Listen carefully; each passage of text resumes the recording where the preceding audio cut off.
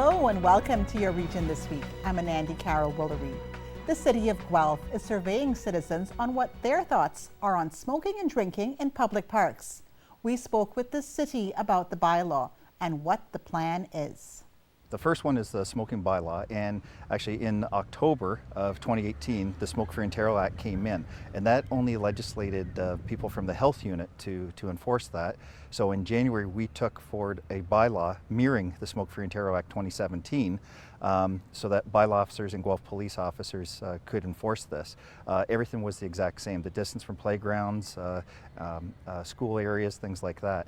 At that time when it went to council, it was tasked to the bylaw section to see whether or not these restrictions should be more. So instead of just being so many meters away from a playground equipment or sports field, should it be the entire park?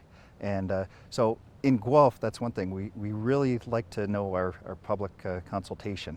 And so that's why we went out with a survey asking the public whether or not we should be more restrictive with the smoking bylaw or stay status quo, the same as the Smoke Free Ontario Act.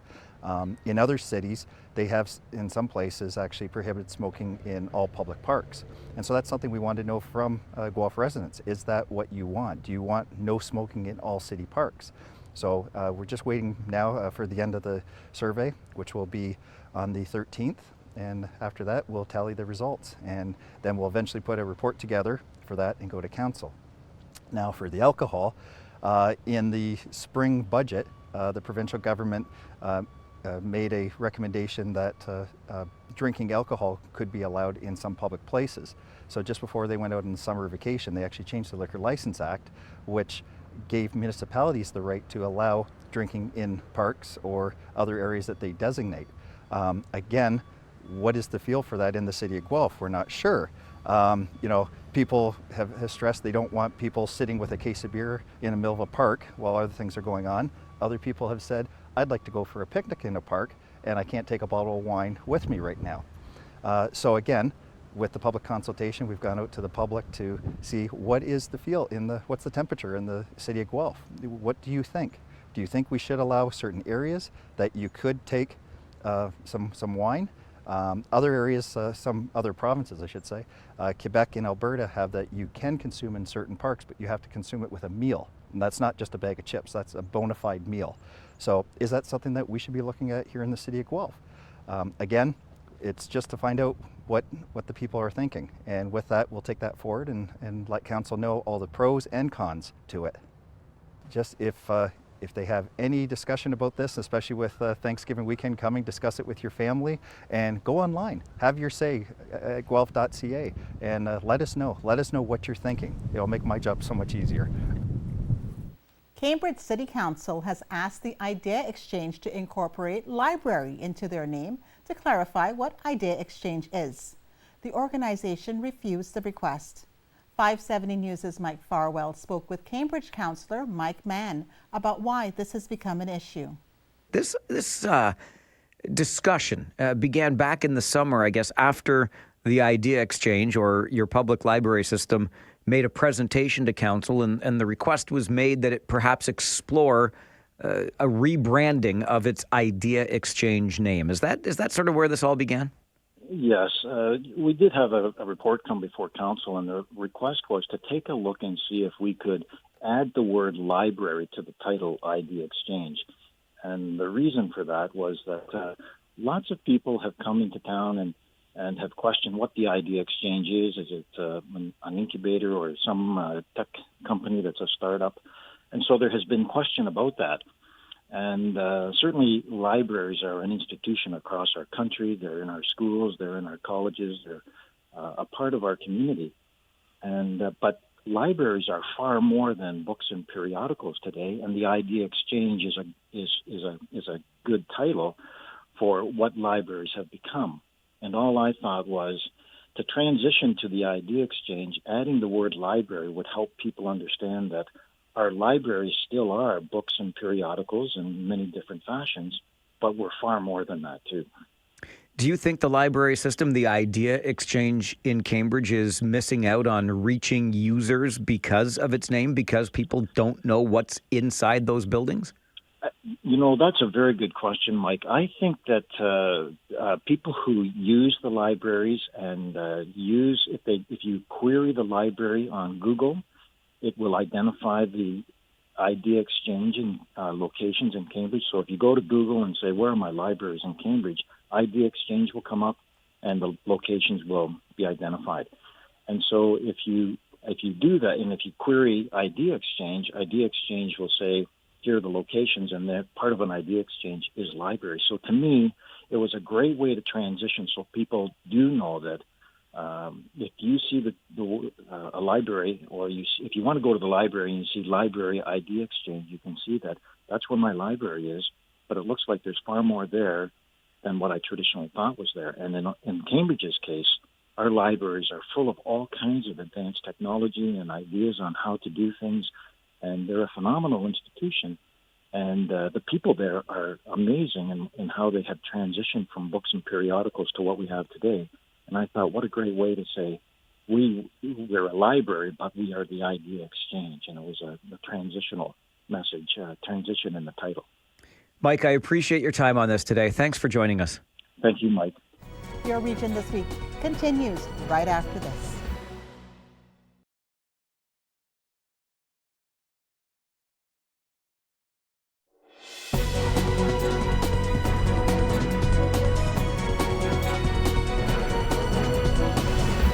Welcome back. The Employment Facilitation Network of Cambridge and North Dumfries held their annual Employer Recognition Breakfast last week. Here's a breakdown of the event. They came together with one vision: to promote and better coordinate employment supports and services within the Cambridge area. It's a pleasure to be here with you this morning and to bring greetings not only from myself, but really members of City Council. We are delighted to host this event again for the 14th year, and we have to just let all of you know how important this event is to really the betterment of our city and our citizens. It's my first time to be at this breakfast too, and I can't tell you how important the kind of relationships are we have at Waterloo Region with senior levels of government and amazing staff here that animate a relationship with local employers that help make sure that the vulnerable in our community also find jobs. Life is not a bed of roses, and neither it's a bed of thorns. That's what I realize now. I'm a mother of 2 children. They're not here with me, but they will be, hopefully. And I'm a daughter as well. My father has played an extremely significant role in my life, and my uncle and everyone. And ironically, the person who was father of my children, he did as well. Because of him, I'm here, and I'm trying to rise again, as we all do most of the time. Langs has consistently provided those seeking employment through Cambridge Career Connections with placement opportunities in both our Employment Services Program and Youth Job Connection Program. Those who've had their placement at Langs have expressed that they can see opportunities for advancement and growth within the organization. I would just like to say we're honored to receive this award, and we are so delighted that we found a partnership with Cambridge Career Connections. Thank you. Cake Lovers Unite has contributed to reach out to Cambridge Career Connections to provide opportunities to aspiring bakers in the Youth Job Connection Program. These placement opportunities provided youth with work experience in a bakery, learning the various techniques needed to cater events and operate a storefront. Thank you so much for the nomination and everything. We have found the most upstanding employees through Cambridge Career Connections. I couldn't ask for better people, so between our relationship, it has grown my business, so I can't say thank you enough. Orange Theory Fitness, Cambridge opened their doors in July of 2018. Manager Alicia used the business model of the Guelph location as a guide. Being a part of the community is important to franchise owners. Staff at the Guelph Orange Fitness location highly recommended hiring through Community Living Ontario, as they had experienced great success in finding a suitable candidate for their location. We'd really like to thank Community Living Cambridge, not just for this, but for connecting us with Rachel, who's just been awesome to have in the studio. She's been wonderful. Everyone loves her. Fantastic employee. She's awesome. She just makes us all smile when she comes in. She comes in twice a week, and she does a fantastic job keeping our space all clean for our members, so it's fantastic. Thanks, Rachel. Domino's Pizza locations, owner Sandeep, and general managers Doug, John, Brittany, and Derek as supportive and outstanding employers and Cambridge community partners. All have demonstrated in their own way through their teams at each of the 4 locations dedication to clients' successful outcomes. I just want to thank Lutherwood for their nomination of this award. We're very honored to receive it. It's been a wonderful partnership working with them over the last 2-3 years, and we still have a number of individuals that are continuing to work with us to this day, and we continue to look forward to future partnerships. Thank you. AGS is a company recognized by its peoples, customers, and partners for its highly collaborative approach to doing business. AGS fosters a creative, no-ego environment, empowering employees to build on ideas for better and more rounded solutions. We're very honored to accept this award. The team at AGS always strives for transparent communication, and they've always supported our team members to encourage new ideas for improvement. And I think that's the reason why our partnership had been very successful. They provide full-cycle recruitment services, which includes free job advertising and pre-screening of candidates.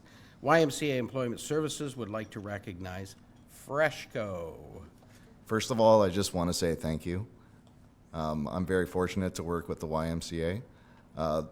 The kids that come through at my store are just phenomenal. It truly is wonderful to see these kids that probably have never been part of a team to become part of a team, and just seeing them overcome their anxieties, their worries, and become truly a big part of my staff. Ahmed being a prime example, who is just excelling. It's wonderful to see. So, thank you. And the Cambridge YMCA would also like to acknowledge Cambridge Sports Park.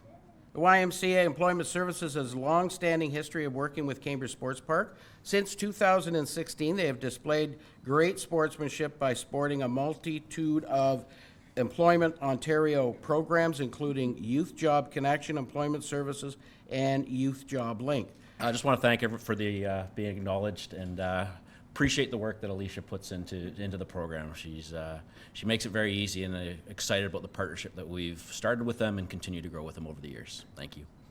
Anyway, congratulations to all employers. As we see here today, it takes combined efforts of our dedicated employers, community agencies represented here, and the clients they serve to develop sound training and employment opportunities so necessary for the continued vibrancy and prosperity of our community, especially for its most vulnerable members. Your Region This Week will be right back after these messages.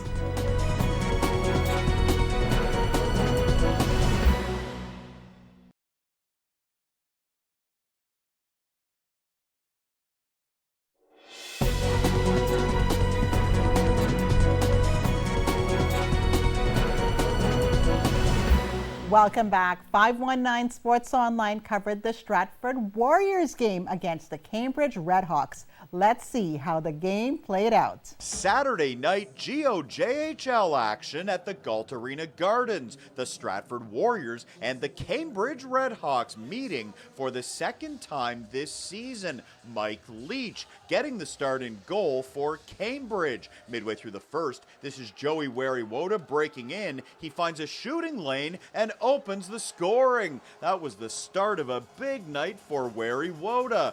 1-0 Cambridge. A few minutes later, it's a lead pass for Nolan Forster. He's got a break denied by Rhett Kimmel. He comes through for the Warriors, still 1-0. The Hawks keep coming. The pass for Joey Wariwoda in the slot, and he scores his second goal of the night. That's a power play marker. 2-0 Redhawks after 20 minutes. Cambridge would start the second period with an extended 5-on-3 3. Peyton McLeish rips it. Jack McTiernan with the tip. That's his 3rd goal of the year. The Hawks looking good with a 3-goal lead. Later, watch the far corner. Zach Hatch is called for boarding on Tanner Bibby, and the Warriors defenseman also surprisingly receives a game misconduct. Hatch heading off to the dressing room. It's 3-1 Cambridge after 2 early in the 3rd.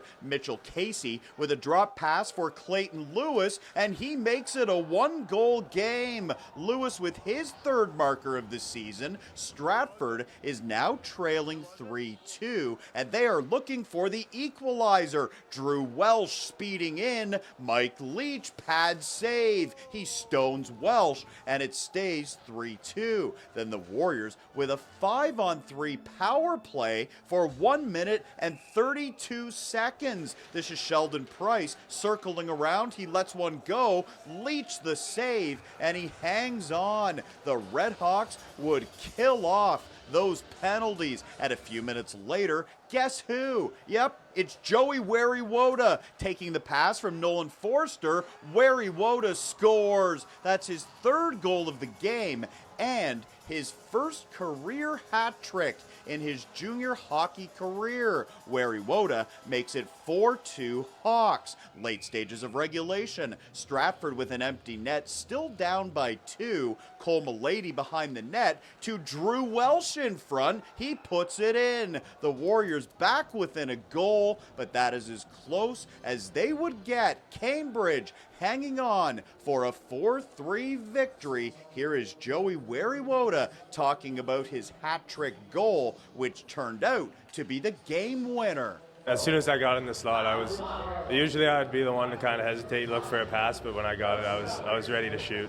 I mean, my coach grills me all the time to shoot pucks all the time, so he was talking to me in practice the other day about it, so just came in here and tried to fire all the pucks I could, and it worked out good. So I was definitely trying to stay a little composed on the bench there, but I was definitely very happy to finally, pot 3 in one game. It's definitely a big personal goal that I've had, and feel good about it. Both the City of Stratford and Perth County have received transportation grants to launch a transportation pilot that will connect Stratford, Listowel, and St. Mary's to the transportation hubs of London and Kitchener.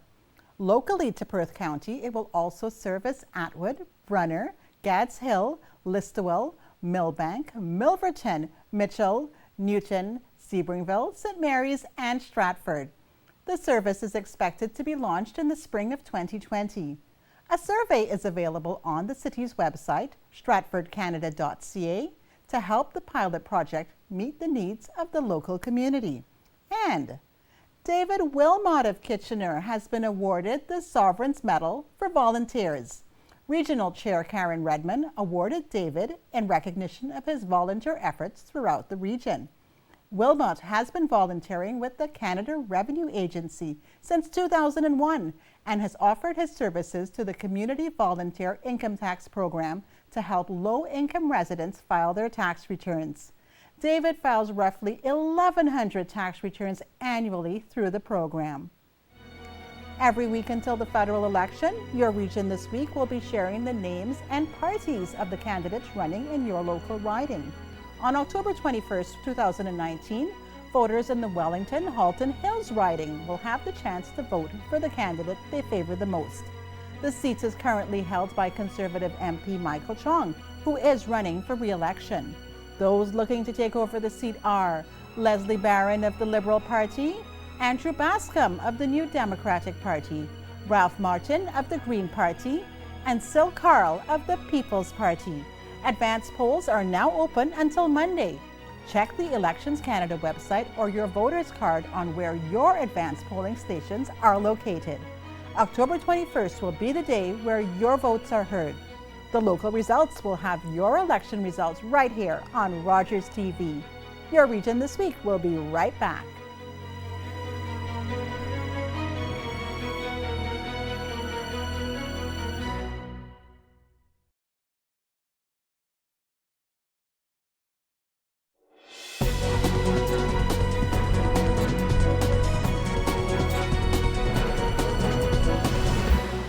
Welcome back. Every week, your region this week will have the highlights from the Kitchener Rangers and the Guelph Storm over the past week. Here's Sean Fafaro with the breakdown. Kitchener Rangers playing their first of 3 games in 5 days against the Owen Sound attack. It's Denny Gore getting the attack on the board early, and Caleb Pearson shortly after that. The attack take a 2-1 lead, but Riley Damiani on the break with a sweet goal to make it 2-1. Into the second period, all Rangers. Francesco Pinelli makes it 2-2. Riley Damiani with his second of the game, and Ryan Stepien right after, 3 unanswered goals for the Rangers as we head to the third period. Dalen Grew would get the attack within 1. Greg Morellis would put the 5th on the board for the Rangers, and Riley Damiani with the hat trick. Barrett Kerwin would score late, but that would not be enough as the Rangers win 6-4. Riley Damiani with the hat trick. Second game of the weekend saw the 67s in town. It's Mike Petizian's first of the year in the first period. Then 3 straight goals for the 67s. Austin Keating, then Jack Quinn, and then the local boy, Mitchell Holscher. 3 straight goals, but Francesco Pinelli would get a little bit of momentum back on a highlight goal going into the second period. Jonathan Yantis would tie it 3-3, and Donovan Sabranga with what ended up being the game-winning goal. Kitchener wins 4-3.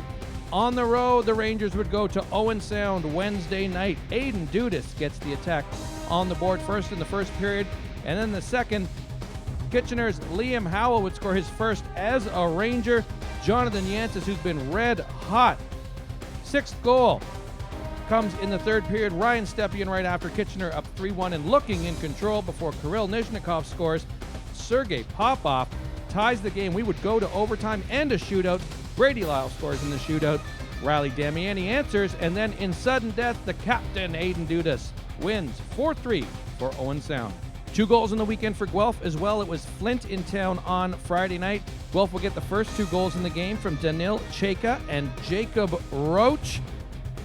Flint would answer back late in the second. Evgeny Oksenchik would make it 2-1, and then 2 goals in the third period back-to-back for the Firebirds. Connor Roberts and Jake Durham, they have the 3-2 lead with the net empty. It's Danil Cheka tying the game up.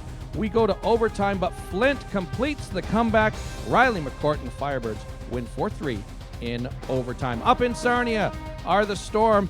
3 straight goals for the Storm. Eric Yuba, Danny Zhilkin right there, and Danil Cheka early in the second period right here. 2 goals right after that for the Sting. It's Sam Bitten's third of the year to make it 3-1. Ty Volt's first of the year would make it 3-2. Pavel Gogolov in the third period would put the Storm up on a sweet breakaway goal. Sarnia would answer back with Jacob Perreault's third of the year, but the insurance goal would come from Keegan Stevenson as the Storm win on the road 5-3. Kitchener has 2 games this weekend. Friday, they play the Windsor Spitfires at home, and the Thanksgiving Monday tradition, it's the Sudbury Wolves in town. Guelph also has 2 games. Friday night, they host the Sioux Greyhounds and head on the road on Saturday to Erie. That's it for another episode of Your Region This Week. For more information on the show, or if you have a story idea, visit our website, rogerstv.com, and fill out the proposal form at the bottom. With the federal election fast approaching, the next episode will be an election special featuring all your candidates and ridings with interviews from the party leaders. Thanks for watching, and we'll see you next week.